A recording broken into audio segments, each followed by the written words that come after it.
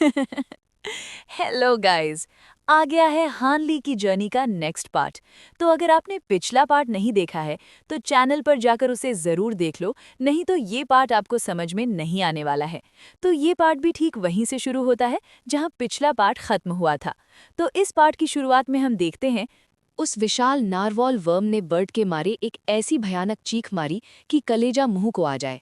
देखते ही देखते उस चिकने सिर के बीचों बीच एक डरावना और गुफा जैसा बड़ा मुंह फटकर खुल गया। उस मुंह के अंदर आरी जैसे नुकीले और खूंखार दांत भरे हुए थे। तभी अचानक एक चांदी जैसी बिजली कौंधी और उस मुंह के अंदर से बिजली का एक मोटा और खतरनाक घेरा बाहर निकला। आसमान से गिरती हुई जिस आसमानी बिजली को उस कीड़े ने अपने सुनहरे सींग से किसी अर्थिंग की रॉड की तरह सोख लिया था, अब वही बिजली वो राक्षस एक हमले की शक्ल में बाहर उगल रहा था। और उसका निशाना कोई और नहीं, सीधा हानली था। हानली ने हैरानी और मजे के साथ मुस्कुराते हुए बोला, है क्या इस जानवर में अकल भी आ गई है? लगता है ये कोई अनोखा और बदला हुआ स्पिरिट बीस्ट है।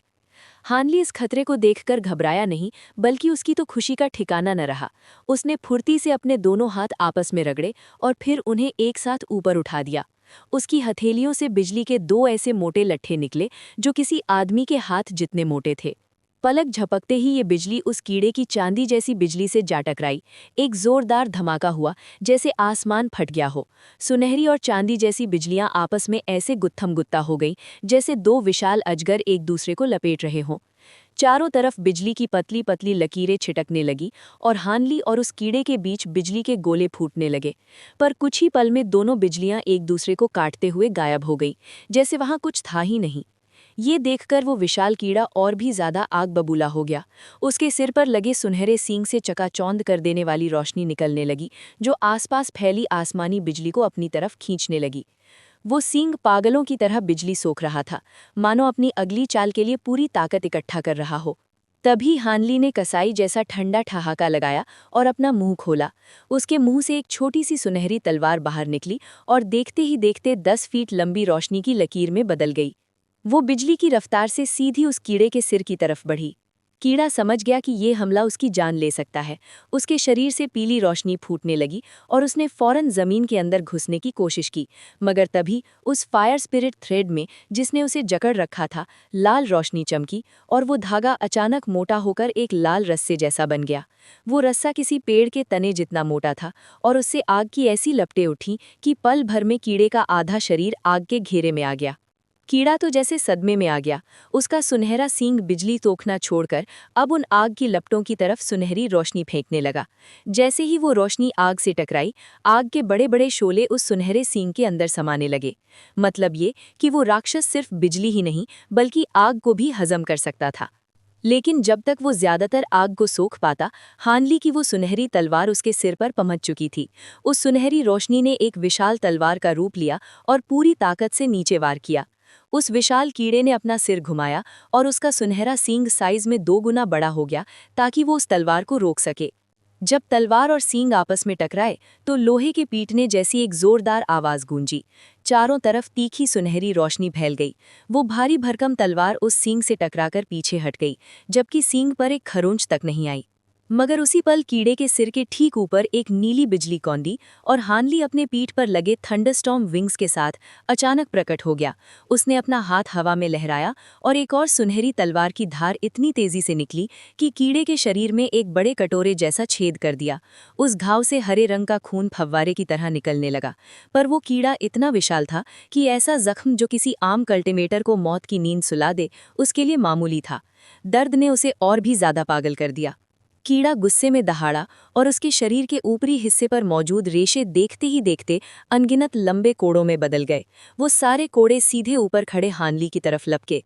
हानली के चेहरे पर गुस्सा साफ दिख रहा था। उसने तुरंत अपनी उंगलियों से एक जादू का इशारा बनाया। उसके शरीर के चारों तरफ 10-12 सुनहरी तलवारें चमकने लगी और हवा में गोल गोल घूमकर एक ऐसा ढाल जैसा घेरा बना लिया कि परिंदा भी पर न मार सके। जैसे ही कीड़े के वो कोड़े उन तलवारों के घेरे से टकराए, उनके परखच्चे उड़ गए। मांस के लोथड़े और हरा खून चारों तरफ बिखर गया, पर कोई भी कोड़ा हानली को छू तक नहीं सका। उसी वक्त उसने कुछ मंत्र पढ़ना शुरू किया और अपनी उंगली नीचे की तरफ तानी। नीचे मौजूद उन 10-12 सुनहरी तलवारों में एक थरथराहट हुई और हर तलवार से 6 एक जैसी सुनहरी रोशनी की किरणें निकलीं। देखते ही देखते ढेरों तलवारें हानली के इशारे पर नीचे टूट पड़ी। कीड़ा ये देखकर हक्का बक्का रह गया। उसने अपना बड़ा सा मुंह खोला और उन सुनहरी किरणों को रोकने के लिए पागलों की तरह चांदी जैसी बिजलियां और आग के गोले उगलने लगा। धड़ाधड़ आवाजें आने लगीं। कुछ सुनहरी किरणें तो बिजली और आग की भेंट चढ़ गईं, पर बाकी सब उन बाधाओं को चीरती हुई कीड़े तक पहुंच गई। इससे पहले कि वो कुछ कर पाता, एक तेज झंकार हुई और वो सारी किरणें आपस में जुड़ गईं। पल भर में 100 फीट लंबी एक विशाल सुनहरी तलवार खड़ी हो गई। फिर एक चमक हुई और वो तलवार बिजली की फुर्ती से कीड़े की कमर के चारों तरफ घूम गई। कीड़े के मुंह से दर्द की ऐसी चीख निकली जिससे धरती डोल गई। उसके शरीर से हरा खून किसी झरने की तरह बहने लगा। उस विशाल कीड़े का शरीर बीच से सफाई से 2 टुकड़ों में कट चुका था। हानली अपना हमला रोकने ही वाला था कि तभी एक अजीब वाकया हुआ। जैसे ही कीड़ा 2 हिस्सों में कटा, उसके शरीर का ऊपरी हिस्सा अचानक हवा में उछला और अपना बड़ा मुंह खोलकर हानली की तरफ लपका। वहीं उसके निचले हिस्से से पीली रोशनी निकली और वहां ढेर सारे रेशे उगाए, जिससे वो हिस्सा भी हूबहू ऊपर वाले हिस्से जैसा दिखने लगा। एक जोरदार धमाके के साथ वो निचला हिस्सा सिर के बल जमीन में धंस गया और गायब हो गया। हानली पहले तो थोड़ा चकराया, फिर अपनी भौहें से कोड़ते हुए एक मंत्र पढ़ा और जोर से चिल्लाया, एक्सप्लोड। उस कीड़े को जकड़ने वाले उस मोटे आग के रस्से में लाल रोशनी चमकी और वो एक धमाके के साथ फट गया। एक बहुत बड़ा आग का बादल उठा, जिसने कीड़े के ऊपरी हिस्से को पूरी तरह निगल लिया। उस आग के बीच से तड़पने और चीखने की आवाजें आने लगीं। उसका सुनहरा सींग इतनी भयानक आग को इतनी जल्दी नहीं सोख पा रहा था। उसी पल वो विशाल तलवार फिर से हवा में घूमी और उस आग के बादल को चीरती हुई बिजली की तरह निकल गई। आग के बादल के अंदर से आ रही चीखें एकदम शांत हो गईं और आसमान से हरे खून की बारिश होने लगी। मांस के 2 विशाल झुलसे हुए टुकड़े, जिनसे गंदी सड़न जैसी बदबू आ रही थी, आसमान से सीधे जमीन पर आ गिरे। इसके बाद हैंडली ने आराम से अपनी स्पिरिचुअल सेंस जमीन की तरफ दौड़ाई। उसे पता चला कि कीड़े का दूसरा हिस्सा अभी ज्यादा दूर नहीं गया था। वो जमीन के अंदर बस कुछ किलोमीटर ही पहुंच पाया था। अब वो उसकी असली रफ्तार थी या जख्मी होने की वजह से सुस्त पड़ गया था, हैंडली को नहीं पता था। पर इस बारे में ज्यादा सोचने का कोई फायदा नहीं था। जब वो ज्यादा दूर नहीं गया था तो उसे ढूंढकर खत्म करना हैंडली के लिए बाएं हाथ का खेल था। उसने अपनी कमर पर लटके स्पिरिट बीस्ट पाउच को थपथपाया। उसके अंदर से सुनहरी रोशनी के अनगिनत कण बाहर निकले। एक तेज भिनभिनाहट के साथ हैंडली के सिर के ऊपर सुनहरी भृंग का एक बादल छा गया। हैंडली ने बिना किसी भाव के जमीन की तरफ इशारा किया। बीटल्स का वो बादल सीधे नीचे गया और जैसे ही वो जमीन से टकराने वाले थे, वो छोटे छोटे हजारों सुनहरे दानों में बट गए और मिट्टी के अंदर समा गए। हैंडली ने अपना ध्यान जमीन से हटाया और उस आग के बादल की तरफ इशारा किया। वो विशाल बादल अचानक तेजी से सिमटने लगा और वापस एक मोटे आग के रस्से में बदल गया। हालांकि अब उस रस्से की चमक पहले के मुकाबले काफी फीकी पड़ चुकी थी। हैंडली ने हाथ हिलाकर उस रस्से को अपनी तरफ बुलाया। वो रस्सा 10 पतले आग के धागों में टूट गया, जो हवा में धीरे धीरे तैर रहे थे। हैंडली ने अपना मुंह खोलकर एक नीली रोशनी बाहर निकाली, जिसने उन 10 फायर स्पिरिट थ्रेड्स को अपनी घेरे में ले लिया। फिर उसने एक लंबी सांस खींची और वो धागे उसके मुंह के अंदर चले गए। इतना सब करने के बाद हैंडली ने जमीन पर पड़े उस झुलसे हुए शरीर को अपनी सिकुड़ी हुई नजरों से देखा और हवा में हाथ लहराया। नीचे पड़े उस मरे हुए कीड़े के शरीर से एक सुनहरी लकीर निकली और सीधी हैंडली की तरफ आई, मगर वो सुनहरी चीज हैंडली से करीब 10 फीट दूर ही रुक गई। ये उस कीड़े के सिर का वो अजीबोगरीब सुनहरा सींग था। कीड़े के शरीर के हिसाब से तो ये छोटा था, पर असल में ये 5-6 फीट लंबा था। वो सींग सुनहरी रोशनी से चमक रहा था और उसकी सतह पर कुछ धुंधले से रहस्यमयी निशान यानी रून्स बने हुए थे। हैंडली ने अपनी आंखें सिकोड़कर उस सींग को परखा। उसे इस चीज को लेकर बहुत उत्सुकता थी, पर वो जानता था कि ये गहराई से जांच पड़ताल करने का सही वक्त नहीं है। उसने थोड़ा सोचा और फिर उस पर कुछ जादुई मंत्र फेंके। उस सुनहरे सींग पर रोशनी चमकी और देखते ही देखते वो सिकुड़कर सिर्फ आधा फीट का रह गया। हैंडली ने उस पर एक पाबंदी वाली पर्ची चिपकाई और उसे एक लकड़ी के डिब्बे में रखकर अपने स्टोरेज पाउच में डाल लिया। ये सब खत्म करके हैंडली ने इत्मीनान से अपने हाथ झाड़े। जैसे ही वो अपना ध्यान वापस उन गोल्ड डिवाउरिंग बीटल्स की तरफ ले जाने वाला था, तभी करीब 5 किलोमीटर दूर की जमीन तेजी से हिलने लगी। कीड़े का वो आधा हिस्सा जो भाग गया था जमीन से बाहर निकला, पर उसके पूरे शरीर पर सुनहरी रोशनी के अनगिनत धब्बे थे। हजारों गोल्ड डिवावरिंग बीटल्स उसकी खाल पर चिपके हुए थे और उसे जिंदा खा रहे थे। वो आधा कीड़ा दर्द के मारे चीखने लगा और उसका भारी शरीर जमीन पर आ गिरा। वो पागलों की तरह जमीन पर लौटने लगा ताकि उन बीटल्स को अपने शरीर से झाड़ सके, मगर वो सुनहरी बीटल्स तो जैसे उसकी खाल में जड़े जमा चुके थे, उन्हें हटाना नामुमकिन था। उन्होंने कीड़े की सख्त खाल को चीरना शुरू कर दिया और उसके शरीर के अंदर घुसने लगे। नतीजा ये हुआ कि उस भयानक कीड़े को ऐसा भयानक दर्द हुआ जैसे हजारों छोटी तलवारें उसके अंदर चल रही हों। वो दर्द से पागल हो गया, कभी जमीन के अंदर घुसता, कभी बाहर उछलता, पर चाहे वो कितनी भी कोशिश कर ले, वो उन सुनहरी बीटल से पीछा नहीं छुड़ा सका। थोड़ी देर बाद जब वो हवा में उछलकर तड़प रहा था, उसका शरीर अचानक एकदम पत्थर जैसा सख्त हो गया और वो धड़ाम से जमीन पर आ गिरा। अब उसमें कोई हलचल नहीं थी। हैनली ने ये देखकर एक ठंडी सांस ली, फिर अपनी नज़र एंडलेस टम बीस्ट की तरफ घुमाई। आसमान से अभी भी लगातार बिजली की लकीरें गिर रही थीं और हैनली के थंडरस्टॉर्म विंग्स भी रुक रुक कर नीली बिजली छोड़ रहे थे। बिजली का जो भी जाल उसके करीब आता, उसके पंख उसे झटक कर दूर कर देते, जिससे एक भी चिंगारी उसे छू नहीं पा रही थी। 8वीं लहर की शुरुआत के मुकाबले अब आसमान में बिजली के जाल काफी कम हो गए थे। एंडलेस टम बीस्ट ने आखिरकार 8वीं लहर का अकेले ही सामना कर लिया था और अब लग रहा था कि हैनली के मैदान में उतरने का वक्त आ गया है। मगर आगे बढ़ने से पहले हैनली ने तेजी से अपना सिर उठाया। उसकी आंखों में नीली रोशनी चमक रही थी। वो आसमान की तरफ ऐसे टकटकी लगाकर देख रहा था जैसे कुछ ढूंढने की कोशिश कर रहा हो। जब बिजली का गिरना पूरी तरह रुका तो उन काले बादलों के बीच से एक अजीब सी भीनी भीनी खुशबू आने लगी। ठीक उसके बाद काले बादल इधर उधर फटने लगे और एक विशाल पूर्णिमा का चांद, जो किसी संगमरमर की थाली जैसा दिख रहा था, अचानक प्रकट हुआ। वो चांद एकदम दूध जैसा सफेद था और उससे हल्की हल्की सफेद रोशनी निकल रही थी। प्यारी सी खुशबू भी उसी चांद से आ रही थी। हॉर्न ली ने जब ये नज़ारा देखा तो उसकी सांसें अटक गईं। उसने एक गहरा साफा खींचा और उसकी पीठ पर मौजूद थंडरस्टॉर्म विंग्स जरा सा फड़फड़ाए और देखते ही देखते वो अपनी जगह से ऐसे ओझल हुआ जैसे कभी वहां था ही नहीं। अगले ही पल वो उस घेरे के किनारे पर खड़ा था जहां पहले फॉर्मेशन हुआ करती थी। उसने फुर्ती से अपना हाथ नीचे जमीन पर रखे उन 3 बर्तन वाले ट्रेजर्स की तरफ लहराया। वो कद्दू जैसा गॉड, जेड की शीशी और वो गोल कटोरा हवा में बातें करने लगे और हानली के सिर ऊपर मंडराने लगे। उसी वक्त आसमान में चमकता वो पूरा चांद हल्का सा तिरछा हुआ और चांद से एक अजीब सी चांदी जैसी रोशनी सीधे उस एंडलेस स्काई बीस्ट के ऊपर गिरने लगी। हवा में फैली वो भीनी भीनी खुशबू अब और भी तेज हो गई थी और चांद की सतह पर पानी जैसी लहरें उठने लगीं। ऐसा लग रहा था जैसे चांद से अभी कुछ टपकने वाला है। हान ली ने एक पल की भी देरी नहीं की और उसकी देह किसी नीली बिजली की तरह आसमान की तरफ लपकी और उसके वो तीनों ट्रेजर्स भी उसके पीछे पीछे हो लिए। तभी चांद से सफ़ेद रंग की तरल चीज की एक मुट्ठी भर बड़ी बूंद नीचे टपकी, लेकिन जैसे ही वो चांद की सतह से अलग हुई, वो नन्ही नन्ही सफ़ेद रोशनियों में बदल गई, जो उस चांदी जैसी किरण के सहारे धीरे धीरे एंडलेस स्काई बीस्ट की तरफ बहने लगी। ताज्जुब की बात तो ये थी कि वो रोशनियां सिर्फ उस चांदी जैसी किरण के अंदर ही जिंदा रह सकती थीं। जैसे ही वो उस दायरे से बाहर निकलती, उनका नामो निशान मिट जाता। जैसे ही वो सफ़ेद कण उस दैत्य के शरीर से छुए, वो एक एक करके गायब होने लगे। वो एंडलेस स्काई बीस्ट उस आसमानी बिजली की मार झेलते झेलते अधमरा सा हो गया था, लेकिन जैसे ही उसने उन सफ़ेद रोशनियों को चखा, उसके अंदर मानो नई जान आ गई। उसने अपने मुंह से काले धुएं जैसी डेमोनिक ची बाहर फेंकी और उन गिरते हुए सारे सफ़ेद कणों को लपेटे में लेकर अपने मुंह के अंदर खींच लिया।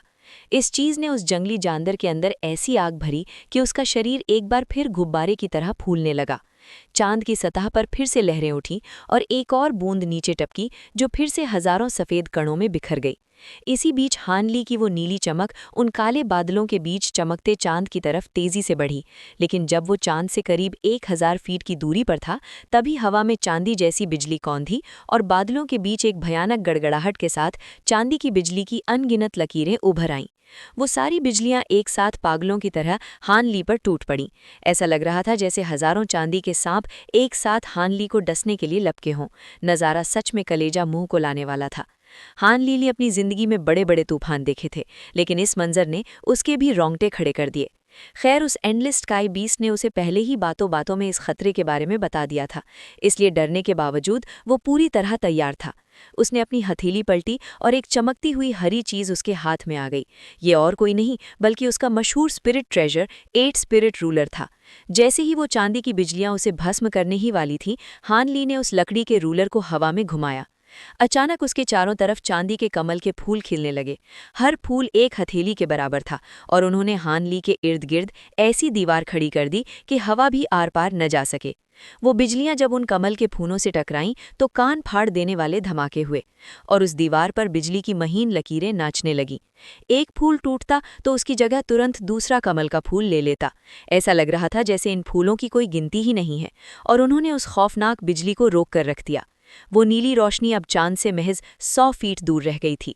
जैसे ही चांद से दूसरी बूंद टपकी, हान ली एक पल के लिए लड़खड़ाया, जैसे वो किसी बंदिश वाली जगह यानी रिस्ट्रिक्शन के जाल में फंस गया हो। चारों दिशाओं से पहले से भी कहीं ज्यादा घनी बिजलियां उसकी तरफ लपकीं। इस बार की मार इतनी जबरदस्त थी कि हान ली उस तूफानी समंदर में फंसी एक छोटी सी नाव की तरह लग रहा था। 8 स्पिरिट रूलर भले ही हजारों कमल के फूल पैदा कर रहा था, लेकिन वो बिजली की दीवार हान ली को बचाने में नाकाम हो रही थी और वो सुरक्षा घेरा धीरे धीरे छोटा होने लगा। मगर हान ली ने अपनी जान की परवाह छोड़ दी। उसका पूरा ध्यान सिर्फ अपने उन 3 बर्तनों पर था और वो धीरे धीरे चांद की तरफ बढ़ने लगा। जी हाँ, बिल्कुल धीरे धीरे। पता नहीं क्यों जैसे ही वो तीनों ट्रेजर्स चांद से 30 फीट की दूरी पर पहुंचे, वो इतने भारी हो गए जैसे उन पर कई मण का वजन लद गया हो। वो रेंगते हुए मकौड़ों की तरह चांद की ओर बढ़ने लगे। उधर वो चांद अब धुंधला होने लगा था, जैसे किसी भी पल गायब हो जाएगा। उसी समय आसमान के काले बादलों में ऐसी हलचल हुई कि हैन ली जैसा धुरंधर भी कांप उठा। ये उस आखिरी और 9वीं आसमानी बिजली के आने का इशारा था। वो बर्तन अभी भी चांद से कुछ फीट दूर थे और ऐसा लग रहा था जैसे वो किसी दलदल में फंस गए हों। हैनली समझ गया कि अब कुछ बड़ा करना होगा। उसने एक जोरदार दहाड़ मारी और अपनी सारी दिमागी ताकत बटोरकर एक स्पिरिट स्टन थॉर्न सीधे उस चांद की तरफ दे मारा। उस हमले ने चांद की उस पानी जैसी रोशनी के बीच एक दरार पैदा कर दी। मौका मिलते ही वो तीनों ट्रेजर्स उस दरार से निकले और उनकी रफ्तार अचानक बढ़ गई। हैनली ने बिना सोचे अपना मुंह खोला और अपने दिल का खास खून यानी ब्लड एसेंस बाहर उगल दिया। फिर अपनी 10 उंगलियों को उस खून की तरफ ऐसे नचाया जैसे कोई जादू कर रहा हो। वो खून तुरंत एक लाल धुंध में बदला और गायब हो गया। इसके बाद जो हुआ वो देखने लायक था। वो तीनों बर्तन जो अलग अलग रंग के थी, अचानक खून की तरह लाल चमकने लगे। उन्होंने एक साथ उस बंदिश को झटके में तोड़ दिया और पलक झपकते ही चांद के अंदर समा गए। ठीक उसी पल वो धुंधला चांद पूरी तरह ओझल हो गया और वहां सिर्फ वो 3 बर्तन हवा में लटके रह गए। हैनली को खुद यकीन नहीं था कि उन बर्तनों में कुछ भरा भी है या वो खाली हैं। तभी एक भयानक बिजली कड़की और वो सारी बिजलियां जो हैनली पर हमला कर रही थी वापस काले बादलों में जा छिपी। ये देखकर हैनली खुश होने के बजाय और भी गंभीर हो गया। उसने हवा में हाथ लहराया और वो तीनों ट्रेजर्स खिंचे चले आए। उसने फुर्ती से उस पीले गॉड को पकड़ा, उसके अंदर एक नज़र डाली और उसे गायब कर दिया। बाकी दोनों बर्तनों को तो उसने देखा तक नहीं और सीधे अपनी स्टोरेज पाउच में डाल लिया। उसके चेहरे पर कोई शिकन नहीं थी, लेकिन उन बर्तनों से आने वाली हल्की सी खुशबू बता रही थी कि उसका दांव खाली नहीं गया। उधर एंडलेस स्काई बीस्ट को इस बात से कोई मतलब नहीं था कि हैनली क्या कर रहा है। उसकी आंखें तो आसमान में मंडराते उस मौत के काल यानी बिजली पर टिकी थीं। बिजली की वो टेढ़ी नेढ़ी लकीरें भले ही शांत हो गई थीं, लेकिन उस जगह से इतनी भारी ताकत महसूस हो रही थी कि उस दैत्य ने अपनी पलक तक नहीं झपकाई। उसके शरीर की वो चांदी जैसी डिमोनिक की अब गायब हो चुकी थी और वो एकदम निहत्था खड़ा था। उसने अपनी साधारण ताकत का इस्तेमाल करना भी छोड़ दिया था, क्योंकि उसे पता था कि आने वाले कहर के सामने ये सब मिट्टी बराबर है। हैनली के चेहरे पर एक मुस्कान आई और वो उस दैत्य से कुछ कहने ही वाला था कि तभी ऊपर से एक दबी हुई गड़गड़ाहट सुनाई दी। काले बादलों के नीचे से चांदी की बिजली का एक इतना विशाल खंभा निकला जो पानी की टंकी जितना मोटा था। वो बिजली 200 फीट से भी ज्यादा लंबी थी और वो किसी विशाल चांदी के अजगर यानी वर्म की तरह उस एंडलेस स्काई बीस्ट की तरफ टूट पड़ी। उस अजगर की चमक ने पूरे आसमान में दिन जैसा उजाला कर दिया था और उसकी ताकत इतनी थी कि धरती डोल जाए। एंडलेस स्काई बीस्ट की तो सिट्टी पिट्टी गुम हो गई। उसने तुरंत अपना मुंह खोला और उसके अंदर से एक सलेटी रंग का मोती बाहर निकला जो उसके सिर के ऊपर तेजी से घूमने लगा। वो उसका असली दम यानी डीमन कोल था। लेकिन इससे पहले कि वो बिजली का अजगर उस दैत्य को भस्म करता, हैनली बीच में कूद पड़ा। उसने अपना हाथ उठाया और एक छोटी सी चांदी की ढाल हवा में तैरा दी, जिसने देखते ही देखते एंडलेस स्काई बीस्ट के चारों ओर चांदी की एक दीवार खड़ी कर दी। हैनली बड़े आराम से मुस्कुराते हुए ये सब देख रहा था। ये देखकर एंडलेस स्काई बीस्ट की जान में जान आई और उसने राहत की लंबी सांस ली। वो बिजली का अजगर उस चांदी की दीवार से टकराया और ऐसा धमाका हुआ कि कान सुन्न हो गए। लेकिन वो दीवार बस जरा सी हिली और फिर वैसी की वैसी खड़ी रही। वो बिजली का अजगर हार मानकर गायब नहीं हुआ, बल्कि उस दीवार के चारों तरफ चक्कर काटने लगा। बार बार धमाके हो रहे थे और हर टक्कर के साथ वो बिजली का अजगर छोटा होता जा रहा था। जब वो आधा रह गया तब उस दैत्य ने आवाज लगाई। एंडलेस स्काई बीस्ट ने चिल्लाते हुए बोला, बस बहुत हुआ कल्टीवेटर हैंड, अब आप अपना ये ट्रेजर वापस ले लीजिए, बाकी का काम मैं खुद तमाम कर लूंगा। हैनली ने इशारा किया और वो चांदी की दीवार गायब हो गई। यहाँ आने से पहले ही उस दैत्य ने बताया था कि कोई दूसरा शख्स उनकी मदद तो कर सकता है, लेकिन बिजली की आधी मार तो खुद उस जानवर को ही झेलनी पड़ेगी, वरना ये बिजलियां गिरना कभी बंद नहीं होंगी। हैनली ने अपनी चांदी की ढाल वापस समेट ली। अब जैसे ही वो सुरक्षा हटी, वो बिजली का अजगर सीधे दैत्य पर झपटा, लेकिन उस सलेटी मोती यानी डीमन कोर ने उसे रोक लिया। बिजली के टकराने से वो मोती थरथराया तो सही, पर अपनी जगह पर डटा रहा। अब वो अजगर चाहे जहां से हमला करता, वो मोती ढाल बनकर सामने आ जाता। हैनली अपनी ठुड्डी सहलाते हुए नीचे से ये सब देख रहा था। उसे यकीन हो गया था कि आगे की 2 लहरें भी आराम से कट जाएंगी। आखिर ये महज लेवल 8 के जानवर की आजमाइश थी। हैनली के लिए तो ये बच्चों का खेल जैसा था। असली बात तो ये थी कि क्या वो दैत्य आखिरी बार सह पाएगा। बिजली के आखिरी 2 झटकों ने भी वही खेल दिखाया जैसा हानली ने सोचा था। चांदी वाली ढाल से बिजली की ज्यादातर गर्मी सोखने के बाद एंडलेस स्काई बीस्ट के उस दानवी गोले यानी डीमन कोर ने बाकी की कसर पूरी कर दी। हालांकि बेचारे की जान हलक में आ गई थी। जैसे ही बिजली का आखिरी कहर थमा, आसमान में कुंडली मार के बैठे हुए काले बादल ऐसे रफू चक्कर हुए कि मानो कभी थे ही नहीं। पलक झपकते ही सूरज की सुनहरी किरणें जमीन को चूमने लगी और देखते ही देखते नीले आसमान में एक भी बादल का टुकड़ा नहीं बचा। तभी नज़ारा बदला और सबकी नज़रें फॉर्मेशन के बीचों बीच जाकर टिक गईं।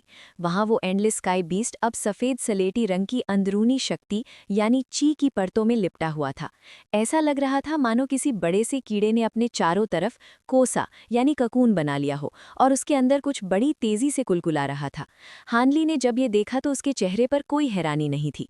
बिजली की मार झेलने के बाद अब वो जानवर अपना चोला बदलकर इंसानी रूप धर रहा था। सच तो ये है कि ये बदलाव किसी जानवर के बस में नहीं होता। ये तो बिल्कुल वैसे ही है जैसे इंसान का बच्चा पैदा होता है। कोई अपनी शक्ल खुद नहीं चुन सकता, सब कुदरत का खेल है। हाँ, ये ज़रूर है कि इंसान बनने के बाद वो दिखेगा कैसा, ये उसके असली जानवर वाले रूप पर निर्भर करता है। मिसाल के तौर पर अगर कोई लोमड़ी वाला दानव इंसान बनता है तो वो कोई हसीन परी या छैल छबीला गबरू ही बनेगा, लेकिन अगर कोई दिखने में ही बदसूरत है तो उसका इंसानी रूप भी वैसा ही डरावना होगा। तभी हानली के दिमाग में एक बात आई और उसने दूर अपनी नज़र दौड़ाई। वहां उस मरे हुए नारवॉल वर्म के शरीर का नामो निशान तक नहीं बचा था। उन गोल्ड डिवाउरिंग बीटल्स ने उसे चाटकर बराबर कर दिया था। अब वे सुनहरी भिनभिनाते हुए कीड़े हवा में मंडरा रहे थे। हानली ने एक लंबी सीटी जैसी आवाज निकाली और वे सारे कीड़े उड़कर उसके पास आ गए, जिन्हें उसने फौरन अपनी थैली यानी स्पिरिट बीस्ट पाउच में बंद कर लिया। इसके बाद वो वहीं पालथी मारकर बैठ गया और अपनी आंखें मूंद ली। वो बस उस जानवर के इंसान बनने का इंतजार करने लगा। एक दिन और एक पूरी रात गुजर गई। जब हानली की आंख खुली तो उस बड़े से सफेद घेरे के अंदर से धप की आवाज आई। एक गोरा चिट्ठा और कोमल सा हाथ उस घेरे को फाड़कर बाहर निकला और अंदर से एक छोटे बच्चे की जानी पहचानी आवाज गूंजी। एंडलेस स्काई बीस्ट ने बड़ी राहत के साथ और मुस्कुराते हुए बोला, हे, आखिर मुझे कामयाबी मिल ही गई। कल्टीवेटर हान, तुम्हारी मेहनत के लिए बहुत बहुत शुक्रिया। हानली ये सुनकर मुस्कुराया और धीरे से खड़ा हो गया। कुछ दिनों बाद का मंजर बदला हुआ था। हानली अब ड्रीम क्लाउड माउंटेन्स की उन ऊंची चोटियों के बीच अपनी गुफा के एक खुफिया कमरे में बैठा था। उसके हाथ में वो सुनहरा सींग था और सामने 3 खजाने रखे थे। हवा में एक बड़ा सा नीला कढ़ाया यानी कॉल्ड्रन तैर रहा था और उसके ऊपर पीले कपड़ों में एक छोटा सा बच्चा बैठा था। वो बच्चा बड़े ध्यान से एक पुरानी खाल पर लिखी किताब पढ़ रहा था। ये बच्चा और कोई नहीं, वही अपनी असली खाल बदलकर आया हुआ एंडलेस स्काई बीस्ट था। इसकी शक्ल उस परछाई जैसी तो नहीं थी जो इसने पहले दिखाई थी, पर हाँ, झलक वैसी ही थी। जाहिर सी बात है, स्पिरिट रेल्म में इसका असली शरीर पहले ही इंसान बन चुका था, तो इसे अंदाजा था कि इसे कैसा दिखना है। इसी वजह से इसने अपनी परछाई को भी वैसा ही रूप दिया था। हानली उस सुनहरे सींग की ऊबड़ खाबड़ लकीरों पर उंगली फेर रहा था।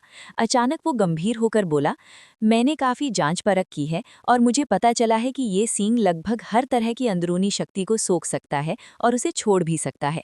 बस कमी इतनी है कि ये एक बार में बहुत कम शक्ति सोखता है और काम भी बड़ा कछुए की चाल से करता है।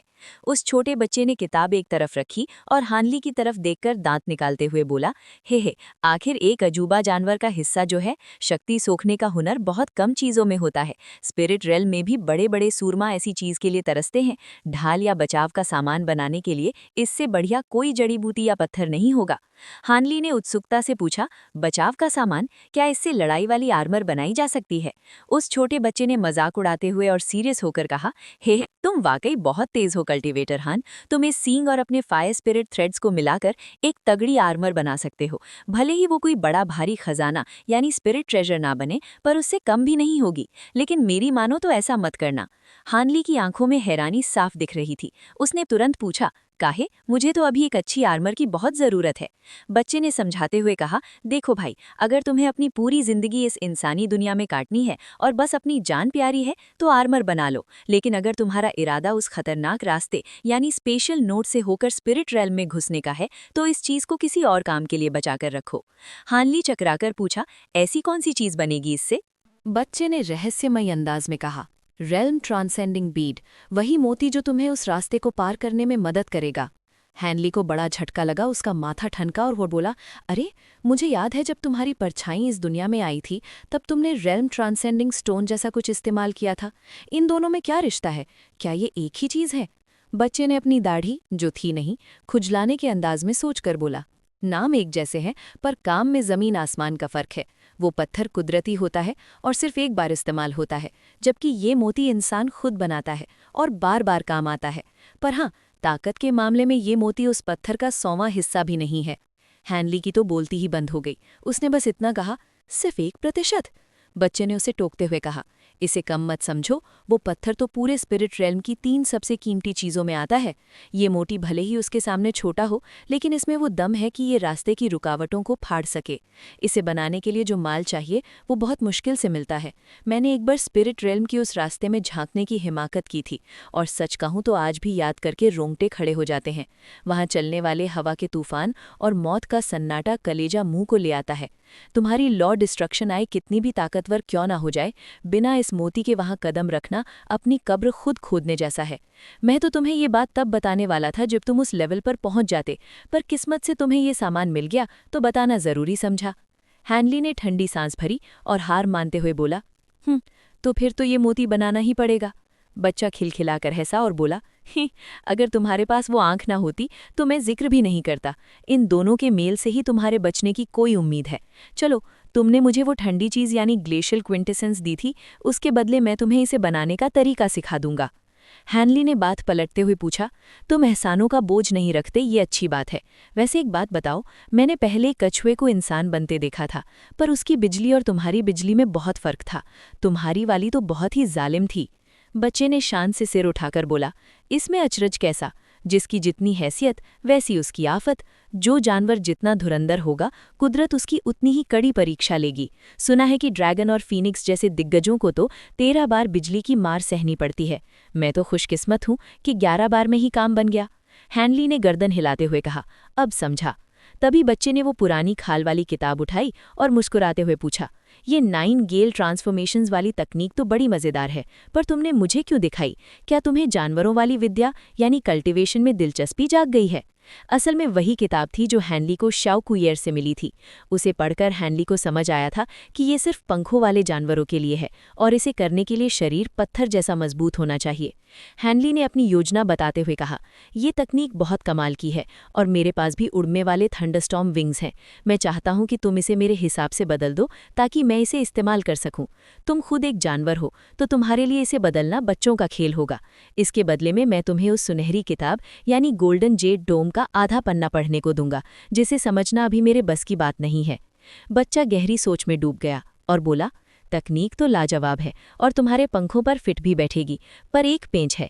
इसके लिए तुम्हारा जिस्म किसी दैत्य जैसा फौलादी होना चाहिए। तुमने कसरत वाली विद्या यानी बॉडी रिफाइनिंग की है, पर वो अभी काफ़ी नहीं है। हैंडली ने आत्मविश्वास से बोला, अगर थोड़ा बहुत ही फर्क है तो मैं उसे पाट लूंगा। मेरे पास ब्राइट जेड आर्ट्स नाम की एक बौद्ध विद्या है। मैं इसके दूसरे लेवल पर हूँ। जैसे ही तीसरे पर पहुंचूंगा मेरा शरीर इस काबिल हो जाएगा कि मैं इसे झेल सकूं। ये सुनकर बच्चा उछल पड़ा और बड़ी हैरानी से चिल्लाया, हाँ, ब्राइट जेड आर्ट्स, कोई बौद्ध विद्या? हैंडली ने घबराकर पूछा, हैं, क्या हुआ? क्या इसमें कुछ गड़बड़ है? बच्चे ने अपनी आंखें सिकोड़कर पूछा, बस इतना बताओ, इस विद्या के कुल कितने लेवल हैं? हैंडली को कुछ समझ नहीं आया, पर उसने सच बता दिया, 7। बच्चे के चेहरे पर एक बड़ी ही अजीब और शैतानी मुस्कान आई और उसने जोर से बोला, क्या इत्तेफाक है, मेरे पास भी ऐसी ही एक शरीर मजबूत करने वाली बौद्ध विद्या है जिसके ठीक 7 ही हिस्से हैं। हानली की तो मानो सिट्टी पिट्टी गुम हो गई। उसकी आंखों में अचरज की ऐसी लहर दौड़ी कि वो समझ ही नहीं पाया कि आखिर ये एंडलेस स्काई बीस्ट इतनी बड़ी बात इतनी आसानी से कैसे कह रहा है। कमरे की खामोशी में बस उस छोटे बच्चे की आवाज़ गूंज रही थी। उस छोटे बच्चे ने बड़े ही बेबाक अंदाज में समझाते हुए बोला, ये कल्टरेशन आर्ट असल में बौद्ध धर्म की देन है, पर आज के दौर में स्पिरिट रेल्म का बच्चा बच्चा इसे इस्तेमाल करता है। यहाँ तक कि 5 तत्वों वाली वो मामूली कल्टिवेशन आर्ट्स जो की कॉन्डेंसेशन वाले नौसिखिए इस्तेमाल करते हैं, ये उससे कहीं ज़्यादा मशहूर है। हानली के माथे पर बल पड़ गए और उसने बात की गहराई समझते हुए हैरानी से पूछा, क्या सब इस्तेमाल करते हैं? कहीं तुम्हारा इशारा उस तरफ तो नहीं? छोटा बच्चा ठंडी हंसी हंसते हुए बोला, ये ऐसी कला है जिसे स्पिरिट रेल्म के वो मामूली इंसान भी इस्तेमाल कर सकते हैं जिनके पास स्पिरिचुअल रूट्स का नामो निशान तक नहीं है। अगर कोई मामूली इंसान इसके तीसरे लेवल तक पहुंच जाए और फिर उसे कुछ खास हथियार मिल जाएं, तो वो मामूली कल्टिवेटर्स और डीमन बीस्ट्स की चटनी बना सकता है। और अगर कहीं उसने 5वां लेवल पार कर लिया तो बड़े बड़े कल्टिवेटर्स भी उससे पंगा लेने से कतराते हैं। हांडली का मुंह खुला का खुला रह गया। काफी देर तक तो वो पत्थर की मूरत बना रहा, फिर अविश्वास के साथ बोला, फेलो डाओइस्ट एंडलेस स्काई, तुम मजाक तो नहीं कर रहे? क्या सच में मामूली इंसान हम जैसे कल्टिवेटर्स को धूल चटा सकते हैं? उस छोटे बच्चे ने गंभीर होकर जवाब दिया, तुम अभी स्पिरिट रेल्म नहीं पहुंचे हो, इसलिए ज्यादा बताना बेकार है, पर इतना जान लो कि वहां मामूली इंसान इंसानी नस्ल की बहुत बड़ी ताकत हैं। कुछ तो इतने तेज दिमाग के धुरंधर निकले जिन्होंने कल्टिवेटर्स की पुरानी कलाओं को पढ़कर अपने शरीर को तराशने का ऐसा तरीका ढूंढ निकाला जिसमें स्पिरिचुअल रूट्स की जरूरत ही नहीं पड़ती। उन्होंने कुदरत की अंदरूनी शक्ति यानी की को सीधे शरीर में सोखने का हुनर सीख लिया। ऐसे ऐसे योद्धा हुए हैं जिन्होंने बड़े बड़े दिग्गजों को मौत के घाट उतारा है। ये जो कला मैं बता रहा हूँ इसे वज्रा आर्ट्स कहते हैं और ये वहाँ के आम लोगों में सबसे ज़्यादा चलती है। हानली ने अपनी भौहें सिकोड़कर दलील दी, फिर भी मामूली इंसान कल्टिवेटर्स की बराबरी कैसे कर सकते हैं? आखिर ज्यादातर जादुई चीजें और खजाने तो उनके किसी काम के ही नहीं होते। उस छोटे बच्चे की चेहरे पर एक संजीदा भाव आया और उसने समझाते हुए बोला, बिल्कुल सही बात है, आखिर इंसान तो इंसान ही है, वो अमर नहीं हो सकता। बिना स्पिरिचुअल रूट्स के वो मोक्ष या ग्रेट डाओ को नहीं पा सकता। उनकी उम्र बस 100 साल तक होती है और अगर कोई जड़ी बूटी मिल भी जाए तो खींचतान के 200 साल जी लेंगे। बस यही उनकी आखिरी हद है। लेकिन स्पिरिट रेल्म में बाद में भी स्पिरिचुअल रूट्स पाने के रास्ते हैं। हमारे 3 इंसानी राजाओं में से एक हेवनली युआन होली सॉवरन पहले एक मामूली इंसान ही थे। एक करिश्माई मौके ने उन्हें कल्टिवेटर बना दिया और आज वो ताकत में किसी से कम नहीं है। हानली चुपचाप अपनी ठुड्डी सहलाने लगा। उसके पास कहने को कुछ बचा नहीं था। कमरे की दीवारों पर दियों की रोशनी कांप रही थी, जैसे वो भी इस सच से कांप उठी हों। छोटे बच्चे ने बात आगे बढ़ाई, ज्यादा मत सोचो, स्पिरिट रेल्म में ये सब इसलिए मुमकिन है क्योंकि वहाँ की हवाओं में अंदरूनी शक्ति यानी की बहुत ज्यादा है। तुम्हारी इस दुनिया पर तो बहुत पहले शैतानों का कहर टूटा था, जिसकी वजह से यहाँ की शक्ति बहुत कम हो गई है। यहाँ का कोई मामूली इंसान अगर ये कला सीख भी ले तो वो हवा से शक्ति खींच ही नहीं पाएगा और उसका शरीर जवाब दे जाएगा। हान ली को एक और झटका लगा और उसने चकित होकर पूछा, क्या इस दुनिया के अलावा भी नीचे की और दुनियाएं हैं? छोटे बच्चे ने एक अजीब सी नजरों से उसे देखा और बोला, बिल्कुल, स्पिरिट रेल्म के नीचे ऐसी हजारों छोटी दुनियाएं हैं। उन सब जगहों के सबसे धुरंधर कल्टिवेटर्स ऊपर स्पिरिट रेल्म में आते हैं। तुम्हारी दुनिया से तो बरसों से कोई आया ही नहीं, क्योंकि यहाँ सब गुड़ गोबर हो चुका है। मैंने अपनी परछाई यानी अवतार को यहाँ इसलिए भेजा क्योंकि यहाँ शक्ति कम है, जिससे मेरे दुश्मनों को शक नहीं होगा कि मैं यहाँ छिपा हूँ। अगर उन्हें पता चल गया तो मेरी सारी मेहनत पर पानी फिर जाएगा। हान ली फिर से बेजुबान हो गया। उसे लगता था कि उसकी दुनिया सबसे अनोखी है, पर यहाँ तो कहानी ही कुछ और निकली। छोटे बच्चे ने अपना हाथ हवा में लहराते हुए कहा, खैर छोड़ो इन बातों को, अभी काम की बात करते हैं। ये वज्रा आर्ट सीखना लोहे के चने चबाने जैसा है। तीसरे लेवल तक पहुंचना भी पहाड़ तोड़ने जैसा है। दूसरे लेवल पर पहुंचने के लिए अपनी हड्डियों और मज्जा को साफ करना पड़ता है, जिसमें ऐसी जानलेवा तकलीफ होती है कि कलेजा मुंह को आ जाए। पर चूंकि इससे इंसान कम दर्जे के डीमन बीस्ट जैसा ताकतवर हो जाता है, इसलिए लोग इस दर्द को सहने का जिगरा दिखाते हैं। तुम्हारी ब्राइट जेड आर्ट्स पक्का इसी का एक हिस्सा है। हान ली ने हामी भरते हुए बोला, शायद तुम सही कह रहे हो, मुझे भी इसे सीखने में बहुत पापड़ बेलने पड़े हैं। छोटे बच्चे ने दरियादिली दिखाते हुए बोला, लो एक खाली जेड स्लिप लाओ, मैं तुम्हें वज्रा आर्ट्स की नकल दे देता हूँ। देख लेना, अगर ये तुम्हारी कला जैसी हुई तो ठीक, नहीं तो जो पसंद आए उसे चुन लेना। हान ली ने मुस्कुराते हुए एक जेड स्लिप निकाला और उसकी तरफ उछाल दिया और बोला, हाँ, इस मेहरबानी के लिए शुक्रिया फेलो डाओइस्ट एंडलेस स्काई। अगले 10 मिनट तक कमरे में मौत जैसी खामोशी रही। वो छोटा बच्चा अपनी आंखें मूंदकर जेड स्लिप में जानकारी भरता रहा। हान ली का दिमाग तेजी से चलने लगा। उसे वो पुरानी तांबे की प्लेट और मनहुजी से मिली वो शैतानी कला याद आने लगी। उसे लगने लगा कि किस्मत उसे जानबूझकर शरीर मजबूत करने वाली इन खतरनाक कलाओं की तरफ धकेल रही है। तभी छोटे बच्चे ने अपनी आंखें खोली और एक पीली रोशनी हान ली की तरफ फेंकी। हान ली ने फुर्ती से उसे अपनी आस्तीन में पकड़ लिया। उसने अपनी स्पिरिचुअल सेंस से उसे जांचा और एक गहरी सांस छोड़ते हुए बोला, ये तो हूबहू मेरी ब्राइट जेड आर्ट्स जैसी ही है, बस इसमें शक्ति सोखने के कुछ नए तरीके और जुड़ गए हैं। छोटा बच्चा शांति से बोला, उम्मीद तो यही थी। अब देखो, अगर तुम्हें 9 गेल ट्रांसफॉर्मेशन सीखना है तो पहले ब्राइट जेड आर्ट्स के तीसरे लेवल तक पहुंचना होगा। तब तक मैं उस कला में थोड़े बदलाव कर दूंगा ताकि तुम उसे बिना असली पंखों के भी इस्तेमाल कर सको, पर याद रहे, बदले में तुम्हें मुझे गोल्डन जेड टोम देना होगा। हान ली ने मुस्कुराकर पास रखे 3 बर्तनों की तरफ इशारा किया और बोला, फिक्र मत करो, मैं अपनी जुबान का पक्का हूँ, पर क्या तुम ये इंपीरियल एलिक्सिर और नहीं लोगे? छोटे बच्चे ने सिर हिलाकर मना कर दिया और बोला, ये दवा जादुई जानवरों के लिए तो अमृत है, पर इंसानों के लिए ये बस नसों को फैलाने और शरीर को मजबूत करने के काम आती है। इसे ज्यादा नहीं लेना चाहिए और ये महीने भर से ज्यादा टिकती भी नहीं है, तुम इसे खुद इस्तेमाल कर लो। हान ली ने झटपट सारा सामान अपनी आस्तीन में गायब कर लिया। फिर उसने एक हाथ से मंत्र पढ़ा और उसकी आंखों में एक चमक सी आई। अचानक कमरे की दीवार के पास से एक और हानली प्रकट हुआ। ये नज़ारा इतना खौफनाक था कि किसी की भी सांस अटक जाए। उस दूसरे हानली ने जमीन से घड़ा उठाया और एक पल में ही दीवार के आर पार जाकर ओझल हो गया। छोटे बच्चे ने ये देखकर थोड़ा हैरान तो हुआ, पर कुछ बोला नहीं। उसने बस हाथ जोड़कर विदा ली और वापस अपने कढ़ाहे के अंदर गायब हो गया। हान ली ने अपनी आंखें बंद की और ध्यान लगाने बैठ गया। अगले 2 सालों तक उस गुफा से कभी कभार चांदी जैसी एक रोशनी निकलती और दूर कहीं गायब हो जाती, फिर हफ्तों बाद वापस लौट आती। कोई नहीं जानता था कि हान ली के मन में क्या खिचड़ी पक रही है, पर वक्त अपनी रफ्तार से गुजरता रहा और देखते ही देखते 2 साल बीत गए। हेवनली साउथ के कल्टीवेशन वर्ल्ड में एक बार फिर से खलबली मच गई। हानली और नैंगोंग वान के रिश्ते के बारे में जो लोग पहले से जानते थे, उन्हें छोड़कर बाकी सारे नेसेंट सोल कल्टीवेटर्स के तो होश ही उड़ गए। जैसे ही उन्हें न्योता मिला, वो हक्के बक्के रह गए। लेकिन भाई, हानली का नाम ही काफी था। आज के दौर में उसकी तूती बोलती थी, तो किसी की इतनी मजाल नहीं थी जो उसका न्योता ठुकरा दे। इलाके के 3 बड़े धुरंधर कल्टीवेटर्स खुद तो नहीं आ पाए, क्योंकि वो अपनी गुफाओं में साधना यानी सिक्लूजन में लीन थे, लेकिन उन्होंने अपने चेलों के हाथ कीमती तोहफों का अंबार भेज दिया। कहानी जिस जगह की है, वो ड्रीम क्लाउड माउंटेन्स का नज़ारा देखने लायक था। समारोह शुरू होने के कुछ दिन पहले से ही आसमान में 5 रंगों वाली बिजली जैसी रोशनी नाचने लगी। हवा में ही नूरानी इमारतें खड़ी हो गई और जादुई रिस्ट्रिक्शन के असर से पूरे पहाड़ के पेड़ पौधे और फूल ऐसे खिल उठे मानो ये धरती नहीं बल्कि देवताओं का कोई इलाका हो। ड्रीम क्लाउड माउंटेन्स के तीनों सेक्ट और आसपास के छोटे मोटे गुट हानली के तलवे चाटने का कोई मौका नहीं छोड़ना चाहते थे। उन्होंने दिन रात एक करके ऐसी तैयारी की कि ये जश्न हानली के दिग्गज बनने वाले समारोह से भी कहीं ज्यादा आलीशान और रौबदार हो गया। ड्रिफ्टिंग क्लाउड सेक्ट ने जिन्हें न्योता दिया वो तो आए ही, लेकिन इनके अलावा छोटे सेक्ट के लोग और नामी गिरामी आवारा कल्टीवेटर्स भी अपना अपना नजराना लेकर कुंडली मारकर बैठ गए।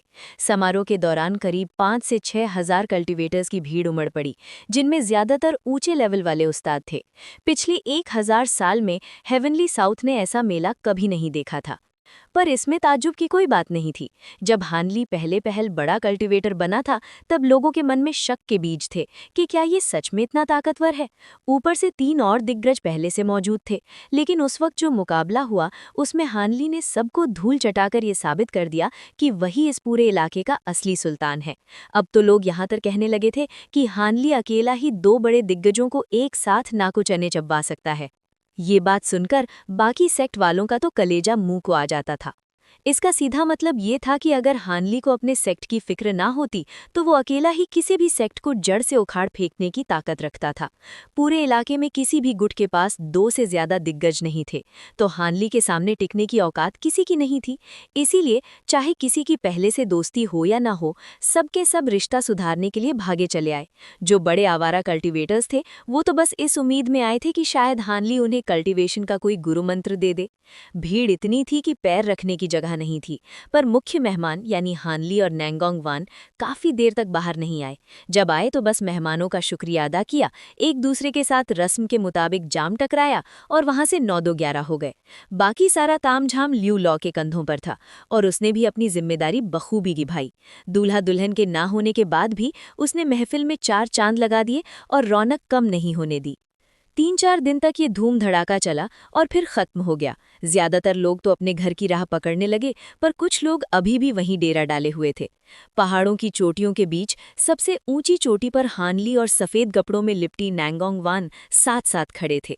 दोनों खामोश थे, पर उनकी खामोशी में हजारों बातें छिपी थीं। ठंडी हवा चल रही थी और चारों तरफ मौत जैसी शांति थी। काफी देर बाद नैंगोंग वान ने अपने कान के पीछे से बाल हटाकर एक नशीली मुस्कान के साथ हानली की तरफ देखा। नैंगोंग वान ने प्यार भरे अंदाज में मुस्कुराते हुए कहा, सच ही कहा है कि हर अंधेरी रात के बाद सवेरा होता है। यूथफुल सेलेस्टियल मून की साधना की वजह से आखिरकार मैं मिड नेसेंट सोल स्टेज तक पहुंच गई। बेशक तुम्हारी मदद के बिना ये मुमकिन नहीं था। उस इंपीरियल एलेक्सर ने मेरी कई सालों की कड़ी मेहनत बचा ली, वरना मैं तो उसी सील के अंदर ही फंसी रह जाती। वैसे मैं हैरान हूं कि तुम इतनी जल्दी लेट नेसेंट सोल स्टेज पर कैसे पहुंच गए। तुम्हारी आज की ताकत को देखते हुए तो लगता है कि जब तक तुम उन डियटी ट्रांसफॉर्मेशन स्टेज वाले पुराने खूसटों से नहीं टकराते, तब तक तुम्हें इस इंसानी दुनिया में कोई हरा नहीं सकता, है ना? हान ली ने सादगी के साथ मुस्कुराते हुए बोला, अजय, नहीं, मैं ऐसा दावा तो नहीं करूंगा। शायद इस दुनिया में कोई और नेसेंट सोल कल्टीवेटर भी हो जो मुझसे 4 कदम आगे हो। नैंगोंग वॉन ने शरारत से हंसते हुए कहा, ही, मुझे तो यकीन नहीं होता। वैसे वो सोल सील कर्स बड़ा ही कमीना और खतरनाक था। मुझे लगा था कि उस मेंढक यानी एंशिएंट फ्लेम टोड के अंदरूनी हिस्से की ताकत से ये बला टल जाएगी, पर किसे पता था कि मेरे शरीर के अंदर कुछ और पाबंदियां दबी बैठी थीं। शुक्र है कि असली तरीका वक्त रहते मिल गया, वरना मेरी जान पर बनाती। हान ली ने प्यार से उसकी तरफ देखते हुए बोला, चलो, मेरे सिर से भी एक बहुत बड़ा बोझ उतर गया। मेरा ग्रेट जिन जाना बेकार नहीं गया। अब इसके बाद तुम वो नेसेंट कल्टिवेटिंग पिल खा लेना जो मैंने तुम्हें दी थी। उसकी मदद से शायद तुम भी लेट नेसेंट सोल स्टेज तक पहुंच जाओ। नैंगोंग वॉन ने थोड़े शक के साथ कहा, क्या वो पिल वाकई इतनी असरदार है? क्या वो सच में अगले लेवल तक पहुंचा सकती है? हानली ने हल्के से हंसते हुए जवाब दिया, ही, ग्रेट जिन के कितने ही उस्ताद इस गोली के चक्कर में अपनी जान से हाथ धो बैठे। तुम्हें क्या लगता है वो किसी मामूली चीज के लिए मर रहे थे? नैंगोंग वॉन ने मुस्कुराते हुए कहा, ठीक है, फिर पहले मैं अपनी मौजूदा ताकत को पक्का कर लूं, फिर उस गोली का इस्तेमाल करके आगे बढ़ने की कोशिश करूंगी। हानली अपनी हमसफर के खूबसूरत चेहरे को देख ही रहा था और पिछले कुछ दिनों की नज़दीकियों को याद कर ही रहा था कि अचानक उसके अंदर एक अजीब सी हलचल हुई। वो कुछ कहने ही वाला था कि अचानक उसका चेहरा बदल गया। उसने अपनी तेज नज़रें दूर आसमान की तरफ टिका दी। नैंगोंग वॉन भी चौंक गई और उसी तरफ देखने लगी। कुछ ही पलों में सुरक्षा घेरे यानी रिस्ट्रिक्शन को चीरती हुई एक सफ़ेद रोशनी उनकी तरफ आती दिखी। हानली की आंखों में चमक आ गई। उसने पहचान लिया था कि आने वाला कौन है। वो रोशनी जमीन पर उतरी और उसमें से एक बेहद खूबसूरत औरत निकली। वो मू पेलिंग थी। मू पेलिंग ने अदब से झुककर सलाम करते हुए कहा, मू पेलिंग अपने आका और बड़ी बहन नैंगोंग को प्रणाम करती है। नैंगोंग वॉन ने हैरानी से पूछा, छोटी बहन पेलिंग, तुम इतनी हड़बड़ी में यहाँ क्यों आई हो, जबकि समारोह खत्म हो चुका है? क्या कोई ऐसी बात है जिसे भाई लू संभाल नहीं पा रहे और हमारी मदद चाहिए? मू पेलिंग ने बात समझाते हुए कहा, बड़ी बहन नैनगोंग, कुछ मेहमान ऐसे हैं जो जश्न खत्म होने के बाद भी जाने का नाम नहीं ले रहे। वो सब खुद को आका का पुराना जानकार बता रहे हैं और मिलना चाहते हैं। भाई लू समझ नहीं पा रहे थे कि आका उनसे मिलना चाहेंगे या नहीं, इसलिए उन्होंने मुझे संदेश लेकर भेजा है। अगर आका नहीं मिलना चाहते तो उन्हें विदा कर दिया जाएगा। नैनगोंग वॉन भी मजे लेते हुए हानली की तरफ देखा और कहा, ओह, तुम्हारे पुराने जानने वाले, कहीं ये खूबसूरत औरतों की कोई टोली तो नहीं है? मू पेलिंग ने चोरी छिपे हानली को देखा और अपने होंठ चबाते हुए सिर हिलाया। मू पेलिंग ने धीरे से कहा, जी बड़ी बहन, वो सारी औरतें हैं। नैनगोंग वॉन ने चुटकी लेते हुए कहा, तो लगता है तुम्हारी पुरानी प्रेमिकाएं तुम्हें ढूंढती हुई आ गई हैं। हान ली ने झेंपते हुए और गला साफ करते हुए बोला, वानर, ऐसी बातें मत करो। पेलिंग, क्या तुमने उनके नाम पूछे? मू पेलिंग ने बताया, जी, एक तो गोस्ट स्पिरिट सेक्ट की है जिसका खानदान यान है और उसके साथ 2 एल्डर भी हैं। दूसरी कंट्रोलिंग स्पिरिट सेक्ट की हान युनजी है और तीसरी हार्मोनियस बॉन्ड सेक्ट की डोंग स्वानर है। हानली ने चौंकते हुए कहा, अरे ये लोग? नैनगोंग वॉन ने हंसते हुए बोला, लगता है वाकई पुराने रिश्तेदार हैं। जाओ मिल लो, किसी को इंतजार करना अच्छी बात नहीं है। हानली ने थोड़ा सोचा और फिर निर्देश देते हुए बोला, ये सब तब के साथी हैं जब मैं नेसेंट सोल तक नहीं पहुंचा था। इनसे मिलने में कोई बुराई नहीं है। पेलिंग, जाकर भाई लू को बोल दो कि मैं आ रहा हूं। तब तक उन्हें 2 अलग अलग कमरों में बिठाओ, मैं बारी बारी मिलूंगा। मू पेलिंग ने सिर झुकाया और सफ़ेद रोशनी बनकर उड़ गई। हानली उसे जाते हुए देखता रहा और उसके माथे पर हल्की सी सिलवटें आ गईं। नैनगोंग वॉन ने उसकी उलझन भांप ली और पूछा, चेहरा क्यों उतर गया? क्या पेलिंग से कोई नाराज़गी है? हानली ने पीछे हाथ बांधते हुए कहा, नहीं, बस मुझे ये समझ नहीं आया कि तुमने उसे अपनी बहन क्यों बनाया। मैं तो उसे तुम्हारी चेली बनाना चाहता था। नैनगोंग वॉन ने नरमी से समझाया, उसे बहन बनाने में क्या बुराई है? मुझे तो बस तुम्हारे साथ ऊंचे मुकाम तक पहुंचना है। मुझे चेले पालने का शौक नहीं है। उसकी कहानी भी कुछ कुछ मेरी जैसी है, इसलिए वो मुझे पसंद है। उसे चेली बनाकर नीचा दिखाने से अच्छा था कि मैं उसे अपनी बहन बना लूं। अब कल को तुम उसे अपनी रखेल बनाओ या चेली, कोई उंगली नहीं उठाएगा। हानली ने बेरुखी से कहा, जैसा तुम्हें ठीक लगे। खैर, मैं मेहमानों से मिलाता हूं। नैनगोंग वॉन ने मुस्कुराकर कहा, जल्दी आना, मैं अपनी गुफा यानी केव अबोर्ड में तुम्हारा इंतजार करूंगी। हानली के चेहरे पर एक फीकी मुस्कान आ गई। हानली ने थोड़ा अफसोस जताते हुए कहा, वानर, तुम्हारी ये यूथफुल मून साधना भी अजीब है। इसके लिए चांद की ठंडी ताकत यानी यिन मून चाहिए होती है। उसके लिए खास फॉर्मेशन बनाना पड़ेगा, लेकिन वो ताकत दूसरों के लिए जहर जैसी है, इसलिए तुम्हारे पास कोई और साधना नहीं कर सकता। बड़े दुख की बात है कि इस वजह से हम एक ही गुफा में नहीं रह सकते। नैनगोंग वॉन ने माफ़ी मांगते हुए कहा, उस वक्त मुझे ये साधना बहुत ताकतवर लगी थी, पता नहीं था कि ये इतनी मुसीबत खड़ी कर देगी। हानली ने उसे दिलासा देते हुए बोला, कोई बात नहीं, बस साधना के वक्त ही दूर रहना है। वैसे भी हमारी गुफाएं पास पास ही हैं, जब साधना नहीं करेंगे तब साथ रह लेंगे। ठीक है, अब मैं चलता हूँ, जल्दी लौटूंगा। इतना कहकर हानली नीली रोशनी बनकर आसमान में ओझल हो गया। न्यू पेलिंग ड्रिफ्टिंग क्लाउड सेक्ट की उन दर्जन भर गेस्ट हवेलियों में से एक के बाहर खड़ी थी और बीच बीच में उसकी नज़रें दूर नीले आसमान की तरफ उठ रही थीं, जैसे वो किसी बहुत बड़े मेहमान की राह ताक रही हो। तभी अचानक दूर आसमान में एक नीली बिजली सी कड़की और पलक झपकते ही एक रोशनी हवा को चीरती हुई सीधे उस हवेली के सामने आ गिरी। नज़ारा ऐसा था कि देखने वाली की आंखें चुंधिया जाएं। जैसे ही हानली हवेली के सामने उतरा, म्यू पेलिंग लपक कर उसके पास पहुंची और दबी आवाज में फुसफुसाते हुए बोली, म्यू पेलिंग अपने लॉर्ड को प्रणाम करती है। घोस्ट स्पिरिट सेक्ट के कल्टिवेटर्स अभी इसी हवेली के अंदर आराम कर रहे हैं और बाकी 2 औरतें उस सामने वाली इमारत में रुकी हुई हैं। हानली ने पहले तो अपने पीछे खड़ी हवेली को देखा और फिर पास वाली दूसरी बिल्डिंग पर एक नज़र डाली। उसकी चेहरे पर एक अजीब सी शांति थी, जैसे उसे पहले से सब पता हो। उसने धीरे से सर हिलाया और बोला, ठीक है, अब तू जा सकती है। म्यू पेलिंग ने अदब से झुककर सलाम किया और सफ़ेद बिजली की लकीर बनकर वहां से फुर्र हो गई। हानली का शरीर एक झटके में हवा में लहराया और वो सीधे हवेली के दरवाजे पर जा खड़ा हुआ। उसने अपनी स्पिरिचुअल सेंस अंदर दौड़ाई ताकि देख सके कि अंदर क्या खिचड़ी पक रही है, और फिर बड़े ठाठ से अंदर कदम रखा। हवेली की पहली मंजिल के बड़े से हॉल में 2 मर्द और एक औरत बैठे किसी गहरे मुद्दे पर पंचायत कर रहे थे।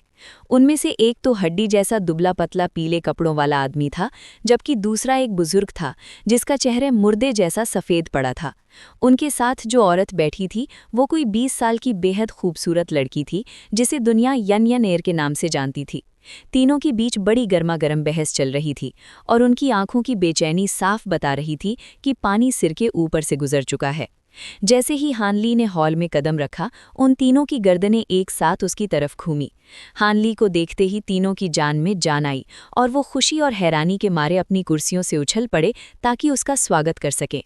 इससे पहले कि वो कुछ बोल पाते, हानली एक साए की तरह झपका और उनके ठीक सामने वाली लकड़ी की कुर्सी पर जाकर जम गया। उसने बड़े लापरवाह अंदाज में हाथ हिलाया और बोला, हे, इस दिखावे की कोई ज़रूरत नहीं है कल्टिवेटर्स, चलो बैठ जाओ। उन तीनों में से किसी को कानों कान खबर नहीं हुई कि हानली इतनी तेजी से उनके पास आ कैसे गया। उस बुजुर्ग के तो ये देखकर कलेजे मुंह को आ गए, पर उसने जैसे तैसे खुद को संभाला और चेहरे पर एक फीकी मुस्कान लाकर बैठने का इशारा किया। अब चारों आमने सामने थे। हानली ने उस जवान लड़की को ऊपर से नीचे तक देखा, जो पिछली मुलाकात से कहीं ज्यादा निखर गई थी। हानली के चेहरे पर एक हल्की मुस्कान आई और उसने कहा, बड़े दिनों बाद दर्शन हुए फेरी अनियन, आखिर तुम नेसेंट स्टेज पर पहुंच ही गई। अब तो हम एक दूसरे को बराबरी का दर्जा दे सकते हैं। ये लड़की कोई आम नहीं थी, स्टेट ऑफ यू की नई उम्र की सबसे दिग्गज फीमेल कल्टिवेटर थी। यनियन ने हानली को बड़े गौर से देखा और उसके चेहरे पर कई तरह के भाव आए और गए।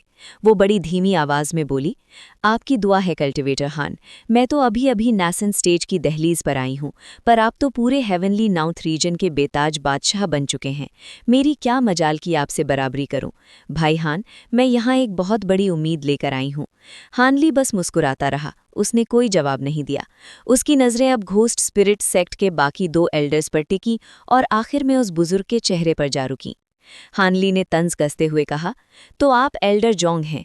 मुझे याद है मैंने एक बार डेविल फॉल वैली में आपको दूर से देखा था। बुजुर्ग ने एक फीकी और शर्मिंदा हंसी हंसते हुए कहा, हे, मुझे यकीन नहीं था कि हान जैसे बड़े आदमी को मुझ जैसे मामूली बंदे की याद होगी। ये तो मेरा सौभाग्य है। हानली ने इधर उधर की बातें छोड़कर सीधा मुद्दे की बात छेड़ी और बोला, घोस्ट स्पिरिट सेक्ट की हालत तो आजकल बड़ी खस्ता लग रही है। तुम तीनों संप्रदाय के बड़े स्तंभ हो, तो फिर अपनी जड़ों को बचाने के बजाय यहाँ मुझसे मिलने क्यों आए हो। हानली का ये सीधा हमला देखकर यनियनैर और उसके साथी एक दूसरे का मुंह ताकने लगे। उनकी बोलती बंद हो गई थी, जैसे समझ ना आ रहा हो कि बात कहाँ से शुरू करें। हानली की भौएं तन गईं और उसके चेहरे पर साफ चिड़चिड़ाहट दिखने लगी। उन तीनों ने जैसे ही हानली के चेहरे पर यह गुस्सा देखा, दोनों मर्दों की सिट्टी पिट्टी गुम हो गई और उन्होंने इशारे से यनियनैर को आगे कर दिया। यनियनैर ने थोड़ी देर हिचकिचाहट के बाद उस सन्नाटे को तोड़ा और बोली, कल्टिवेटर हान, हम आपके सेक्ट से नहीं बल्कि सीधे आपसे मदद की भीख मांगने आए हैं। हम चाहते हैं कि आप इस मुसीबत की घड़ी में हमारे घोस्ट स्पिरिट सेक्ट का हाथ थाम लें। अगर आपने साथ नहीं दिया तो हमारा नामो निशान मिट जाएगा। हानली ने अपनी भौहें चढ़ाईं और उसके चेहरे पर एक तिरस्कार भरी मुस्कान आई। ओह, तो तुम चाहते हो कि मैं तुम्हारी मदद करूं? वो पीला चोला पहने आदमी जल्दी से हाथ जोड़कर बोला, मैं जानता हूं भाई हन कि हमारे संप्रदाय ने आपके साथ बहुत बुरा किया है, पर उस कांड का जिम्मेदार सिर्फ सेक्ट लीडर वैंग था। वो तो कब का डेविल फॉल वैली में मिट्टी में मिल चुका है। अब गोस्ट स्पिरिट सेक्ट पर वैंग खानदान का राज नहीं रहा। हनली ने बिना किसी भाव के पूछा, अच्छा, पर मैंने तो सुना है कि वैंग चैन अभी भी मजे में है, क्या ये सच है? ये सुनते ही बुजुर्ग और यान्यानर के चेहरे का रंग उड़ गया।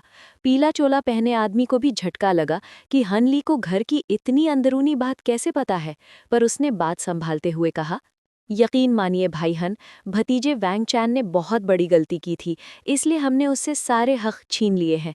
वो पिछले कई सालों से हमारे संप्रदाय की काल कोठरी में अपनी गलतियों का प्रायश्चित कर रहा है। अगले 100 साल तक वो सूरज की रोशनी नहीं देख पाएगा। हनली को ये जानकर थोड़ी हैरानी तो हुई, पर उसने फिर से यान्यानर और उस पीले चोले वाले को देखा और मुस्कुराकर बोला, प्रायश्चित कर रहा है? मैंने तुम्हें पहले कभी नहीं देखा, पर तुम्हारी शक्ल फेरी यान से काफी मिलती है। अपना नाम तो बताओ कल्टिवेटर। पीला चोला पहने आदमी ने झिझकते हुए जवाब दिया, आपकी पारखी नज़र का जवाब नहीं भाई हन, मैं भी यान खानदान से हूँ। मैं यान्यानर का सगा चाचा हूँ। यान्यानर ने भी हाँ में सर हिलाया। हनली ने अपनी ठोड़ी सहलाई और बड़े गहरे अंदाज में पूछा, तो अब यान खानदान में 2-2 नेसेंट सोल दिग्गज हो गए हैं। इसका मतलब तो यही हुआ कि अब गोस्ट स्पिरिट सेक्ट की बागडोर यान खानदान के हाथों में है, क्यों? पीले चोले वाले ने एल्डर जोंग की तरफ देखा और थोड़ा हिचकिचाते हुए बोला, देखा जाए तो बात सच ही है, पर ये जिम्मेदारी हमने सिर्फ इसलिए ली क्योंकि एल्डर जोंग ने इसके लिए बहुत जोर दिया था। एल्डर जोंग ने एक दर्द भरी मुस्कान के साथ कहा, भाई वैंग और उनके लोग राज करने के लायक नहीं बचे थे, तो ऐसे में यान खानदान का आगे आना तो तय ही था। हनली बस अच्छा कहकर चुप हो गया और अपनी आंखें सिकोड़कर कुछ सोचने लगा। पूरे हॉल में मौत जैसी खामोशी छा गई। उन तीनों की सांसें अटकी हुई थीं। किसी की हिम्मत नहीं हुई कि हनली को टोक सके। दो मर्द तो डर के मारे पानी पानी हो रहे थे। हनली इस समय पूरे इलाके का सबसे खूंखार और ताकतवर कल्टीवेटर था। भले ही पुरानी दुश्मनी अब खंडी पड़ चुकी थी, पर शेर के सामने बैठकर कौन अपनी मौत को दावत देना चाहता है। वो तो जब पानी सिर से गुजर गया, तब जाकर उन्होंने यहाँ कदम रखने की हिम्मत जुटाई थी। हनली ने ठंडे लहजे में पूछा, मान लो पुरानी बातें भूल भी जाऊं, तो भी मैं तुम्हारी मदद क्यों करूं? मेरा क्या फायदा? ये सुनते ही यान्यानर की आंखों में एक चमक आई और दोनों मर्दों के चेहरे खिल उठे। उन्हें लगा कि शायद बात बन सकती है। पीला चोला पहने आदमी ने एक लंबी सांस ली और बोला, भाई हन, अगर आप हमारी मदद करते हैं तो हमारा गोस्ट स्पिरिट सेक्ट पूरे स्टेट ऑफ यूए को खाली कर देगा और उसे बाकी सेक्ट्स के लिए छोड़ देगा। हमें बस अपने संप्रदाय की जान बचानी है और आपकी इस मेहरबानी के बदले हम कुछ तोहफे भी लाए हैं। हमें उम्मीद है कि ये आपको पसंद आएंगे। उसने अपनी कमर पर बंधे थैले को थपथपाया और उसमें से एक सफ़ेद रोशनी निकली। मेज़ पर 3 चीज़ें आकर रुक गईं। हनली ने बड़े बेरुखे अंदाज में उन चीज़ों को देखा। वहाँ एक सुर्ख लाल कंगन, एक चीनी मिट्टी की शीशी और एक हरे रंग का लकड़ी का डिब्बा रखा था। हनली ने अपना हाथ हवा में लहराया और वो तीनों चीज़ें खिंचकर सीधे उसके हाथ में आ गईं। तभी यान्यानर की मखमली आवाज़ गूंजी, उस शीशी में हमारे संप्रदाय की सबसे गुप्त दवा ब्लड लिम्प पिल है। इसका काम सिर्फ एक है, कटे हुए अंगों को वापस उगाना। अगर किसी का हाथ पैर जड़ से भी कट जाए तो इसे खाकर वो फिर से पहले जैसा हो सकता है। इसकी जड़ी बूटियां मिलना नामुमकिन है, इसलिए पूरे संप्रदाय में बस दर्जन भर गोलियां बची थी, जिनमें से 3 इस शीशी में हैं। वो लाल कंगन एक पुराना और नायाब शैतानी खजाना है जो खानदानी तौर पर हमारे सेक्ट लीडर्स के पास रहता था। इसकी खासियत ये है कि ये सीधा हमला नहीं करता, बल्कि इसके अंदर आप रूहों और खून के प्यासे भूतों को पाल सकते हैं। ये कंगन उन्हें अपनी शक्ति से बहुत तेज और ताकतवर बना देता है। और रही बात उस लकड़ी के बक्से की, तो वो इन सब में कीमती है। ये कहते हुए यान्यानर ने एक रहस्यमयी नज़रों से हनली को देखा, पर हनली का चेहरा पत्थर जैसा बना रहा, जैसे उसे इन कीमती चीज़ों से कोई लेना देना ना हो। यान्यानर ने अंदर ही अंदर एक ठंडी आह भरी और बोलना जारी रखा, मैंने सुना है कि आप लकड़ी की शक्ति यानी वुड एट्रीब्यूट की कला का इस्तेमाल करते हैं।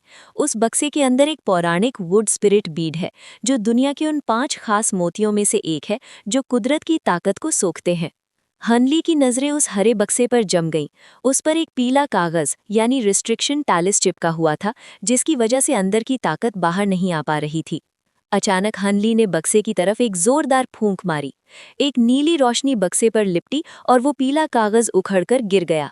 उसी पल हनली की उंगली बिजली की फुर्ती से बक्से के ढक्कन की तरफ उठी। वो लकड़ी का ढक्कन अपने आप हवा में उछल गया।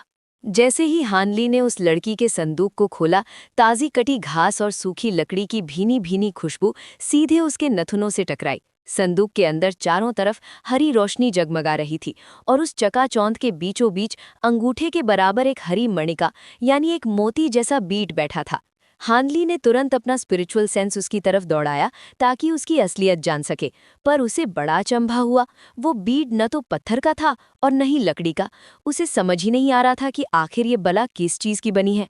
जैसे ही वो बाहर निकला, आसपास की हवा में वुड एट्रीब्यूट वाली अंदरूनी शक्ति का सैलाब आ गया। हानली ने बस एक लंबी सांस भरी और उसे ऐसा लगा जैसे उसके मुर्दा शरीर में जान आ गई हो, एकदम तरोताज़ा।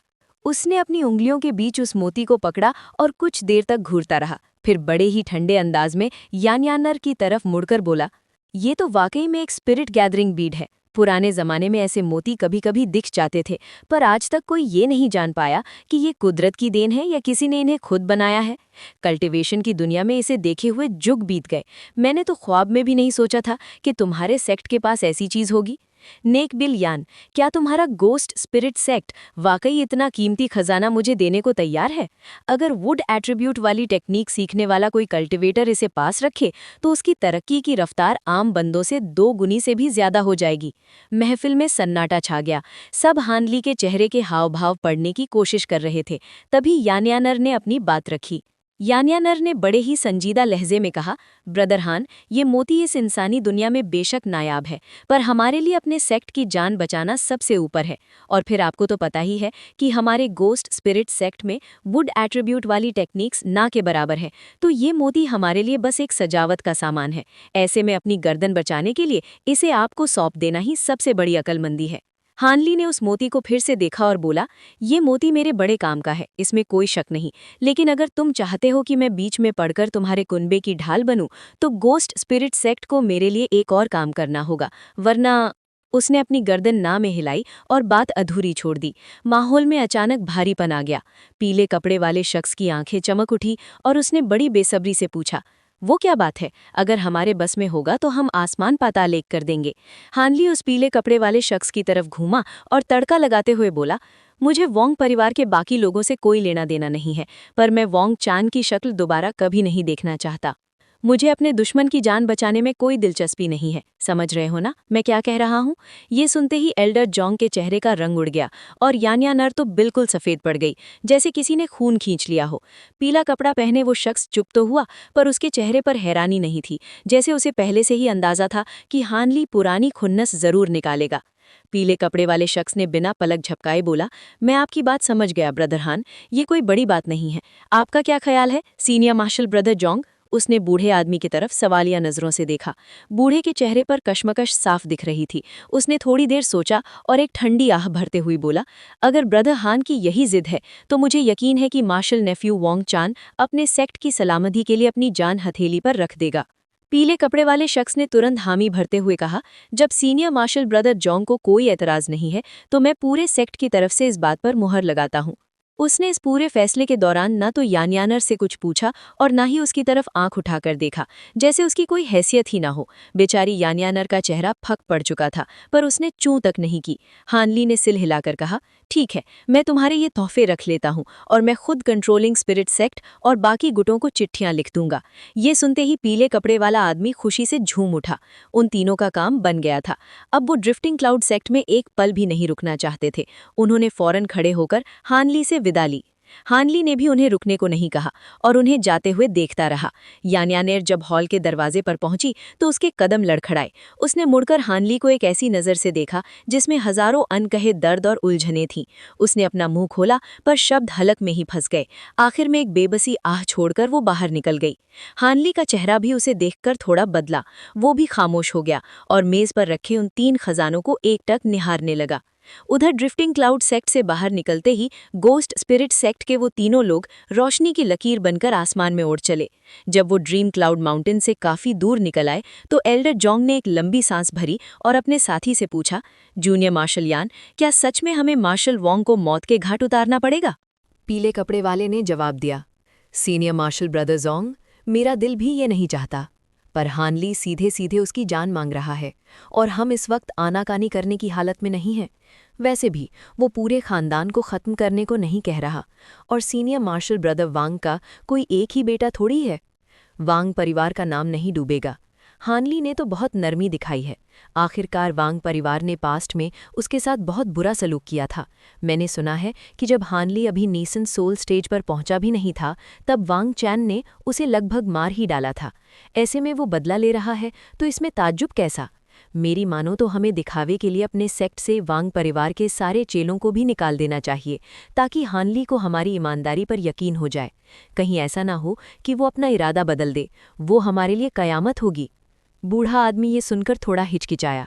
पीले कपड़े वाले ने फिर खामोश खड़ी यानर की तरफ देखकर बड़े अफसोस के साथ कहा, यानर, मुझे दुख है कि ये सब हो रहा है, पर जब तुम्हारी मंगनी वांग चैन से हुई थी तब तुम्हें भी अंदाज़ा रहा होगा कि ऐसे दिन आ सकते हैं। शुक्र मनाओ कि तुम आज नेसेंट सोल स्टेज पर पहुंच गई हो, जबकि वांग चैन वहीं का वहीं रह गया। वो अब तुम्हारे लायक भी नहीं है। और फिर उस वांग खानदान ने ही हमारे यान परिवार पर हमला किया था और तुम समेत हमारे खानदान के सभी धुरंधरों पर रिस्ट्रिक्शन लगा दी थी। मैं तो बस एक खुफिया जगह पर साधना कर रहा था, इसलिए बच गया। पर उन्होंने जो नमक हरामी की उसे भुलाया नहीं जा सकता। इसलिए वांग चैन जिए या मरे, तुम्हें फर्क नहीं पड़ना चाहिए। यान यानर ने बड़ी बेरुखी से कहा। मैं सब समझती हूँ अंकल, पर आखिर वो मेरा डाओ कंपेनियन है। मैं उसकी मौत पर तालियां कैसे बजा सकती हूँ? मैं सेक्ट लौटते ही 100 साल के लिए एकांतवास यानी सेक्लूजन में जा रही हूँ। मुझे मत बताना कि वांग चैन और उसके परिवार का क्या हश्र हुआ। इतना कहकर उसने अपनी रफ्तार बढ़ा दी और उन दोनों को पीछे छोड़ दिया। पीले कपड़े वाला शख्स बस एक बेबस आह भर सका। थोड़ी देर बाद एल्डर जोंग के हार मानते हुए कहा, अगर इसी में हमारे सेक्ट का भला है तो तुम वांग परिवार के साथ जो चाहे करो, जूनियर मार्शल ब्रदर यान। पीला कपड़े वाला आदमी चहकते हुए बोला, आप फिक्र ना करें सीनियर मार्शल ब्रदर जोंग, मैं सब संभाल लूंगा। बूढ़ा आदमी बस अपना सिर हिलाकर रह गया। उसका मन बहुत उदास था। पर पीले कपड़े वाले को इन सब से फर्क नहीं पड़ रहा था। उसे बस इस बात का मलाल था कि इतना कीमती मोती हाथ से निकल गया। उसने बड़बड़ाते हुए कहा, पर यार वो स्पिरिट गैदरिंग बीड उसे देने का दुख तो मुझे भी हो रहा है। इस पर एल्डर जोंग एक ठंडी और डरावनी हंसी हंसते हुए कहा, क्या तुम्हें वाकई लगता है कि वो मोती हमारा था? पीले कपड़े वाला हक्का बक्का रह गया और पूछा, हैं? आप क्या कह रहे हैं? उसे तो आपने खुद हमारे खजाने से निकाला था। एल्डर जोंग ने रहस्यमयी अंदाज में कहा, हाँ, मुझे नहीं पता कि वो कभी हमारा था या नहीं, पर इतना जान लो कि वो मुझे ओल्ड डेविल कॉनकॉर्ड ने दिया था। Old devil Concord? पीले कपड़े वाले के तो होश ही उड़ गए। एल्डर जोंग ने बताया, हाँ, कुछ समय पहले वो अचानक मेरे पास आया और ये मोती थमाते हुए कहा कि ये हमारे सेक्ट ने कभी हार्मोनियस बॉन्ड सेक्ट को उधार दिया था। उसी ने मुझे इशारा किया था कि ड्रिफ्टिंग क्लाउड सेक्ट का ग्रैंड एल्डर हान ही हमें बचा सकता है, और ये मोती उसे देने का सबसे बढ़िया रिश्वत होगी। क्या तुम्हें अब भी यकीन नहीं हो रहा? पीले कपड़े वाले का चेहरा पीला पड़ गया और वो घबराकर बोला, भले ही वो हमारा हो, पर ओल्ड डेविल कॉनकॉर्ड इतना दरिया दिल नहीं है कि खुद आकर लौटा दे। कहीं उस मोती में कोई गड़बड़ तो नहीं है? एल्डर जोंग ने गंभीरता से कहा, मोती में कोई खोट नहीं है। मैंने 1000 बार उसे जांचा है। वो हूबहू पुराने जमाने के वुड स्पिरिट बीड जैसा ही है। अगर उसमें जरा भी झोल होता तो मैं हानली जैसे दिग्गज को उसे देने की हिमाकत कभी नहीं करता। पीला कपड़ा वाला हड़बड़ा गया, पर ओल्ड डेविल कॉनकॉर्ड बिना किसी मतलब के घास भी नहीं काटता। सीनियर मार्शल ब्रदर जोंग, आपको मुझसे मशवरा करना चाहिए था। अगर कुछ उल्टा सीधा हुआ तो हमारा सेक्ट मिट्टी में मिल जाएगा। एल्डर जोंग ने उसे डांटते हुए कहा, तो क्या तुम किसी और तरीके से इस पूरे इलाके के नंबर 1 कल्टिवेटर को अपनी तरफ कर लेते? और मशवरा करके भी तुम क्या उखाड़ लेते? हमारे पास अपनी जान बचाने का और कोई रास्ता था? अगर होता तो हम वहां जाकर इतने गिड़गिड़ाते नहीं। पीला कपड़ा वाला चुप हो गया। उसके पास कोई जवाब नहीं था। उसने खुद को तसल्ली दी, अब जो होना था हो गया। जब तक मोती असली है, हमें कोई खतरा नहीं है। एल्डर जोंग फिर से एक कंपा देने वाली हंसी हंसा और बोला, बिल्कुल सही कहा। वो मोती बरसों पुराना मशहूर खजाना है। अगर कल को कुछ होता भी है तो हम सारा इल्जाम किसी और पर मढ़ देंगे। आखिरकार हानली जैसे धुरंधर ने भी तो उसे असली माना है, तो बाद में होने वाली किसी भी मुसीबत से हमारा क्या लेना देना। दोनों ने तय किया कि वो नई जगह जाकर अपने सेक्ट के दरवाजे 100 साल के लिए बंद कर लेंगे, और फिर वो यान यानर के पीछे तेजी से उड़ गए। मंजर अब बदलता है। हार्मोनियस बॉन्ड सेक्ट के एक बहुत ही खतरनाक और पाबंदी वाले इलाके के अंदर हेवनली यांग बॉन्ड के गहरे पानी के बीच एक विशाल चट्टान पर एक धुंधली सी इंसानी शक्ल बैठी थी। पूरे इलाके में गाढ़ा स्लेटी कोहरा छाया हुआ था, जिससे वहां की हवा भी भारी लग रही थी। वो साया धीरे से अपने आप से बुदबुदाया, अब तक तो वो तोहफा उस हान छोकरे के पास पहुंच गया होगा। उस वुड स्पिरिट बीड की मदद से तुम्हारी तरक्की की रफ्तार तो बढ़ जाएगी, पर जब तुम डीएटी फॉर्मेशन स्टेज की दहलीज पर पहुंचोगे तब देखना। अचानक उस कोहरे के बीच से एक बेहद डरावनी और शैतानी हंसी गूंज उठी, जिसे सुनकर किसी का भी कलेजा मुंह को आ जाए।